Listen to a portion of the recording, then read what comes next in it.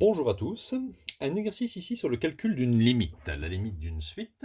Donc la limite lorsque n tend vers plus l'infini de 2 sur e à la puissance n plus 5 divisé par 3 sur exponentielle de 2 à la puissance n plus 1 demi. Alors ici, une petite remarque, le coefficient 2 sur e. Alors, 2 sur e, en fait c'est 2 sur exponentielle de 1. Et ça vaut à peu près, arrondi à 10 moins 1 près, ça vaut 0,7. Étant donné que 0,7, c'est-à-dire 2 sur e, est compris entre moins 1 et 1, eh bien on peut dire que la limite de 2 sur e, lorsque n tend vers plus l'infini, 2 sur e à la puissance n, ça va tendre vers 0. Alors c'est très important, et c'est juste parce que 2 sur e, c'est une quantité, c'est 0,7, et 0,7 est compris entre moins 1 et 1.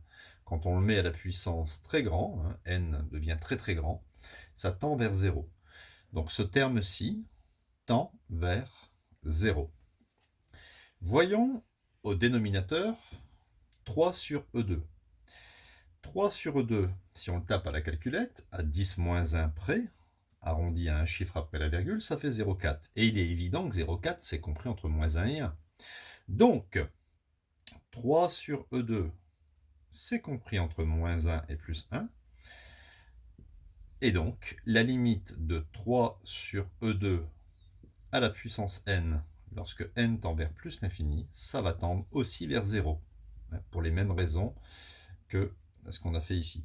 Donc ce terme-là va tendre vers 0. Il me restera donc la limite de cette suite sera égale à 5 divisé par 1 demi, ou bien 5 fois l'inverse 2 sur 1, c'est-à-dire 10. Donc juste un petit commentaire. Regardez bien ici, la limite de 3 puissance n en plus l'infini, je sais que ça fera plus l'infini, car 3 ici n'est pas compris entre moins 1 et 1. 3 puissance 1, 3 puissance 2, 3 puissance 3, on sent que la suite va diverger en plus l'infini. Mais par contre, si vous avez 1 demi à la puissance n, étant donné qu'un demi est compris entre moins 1 et plus 1, eh bien ici on aura la même chose que ce qu'on a fait ici, ça fera 0. Voilà, petit raisonnement sympathique.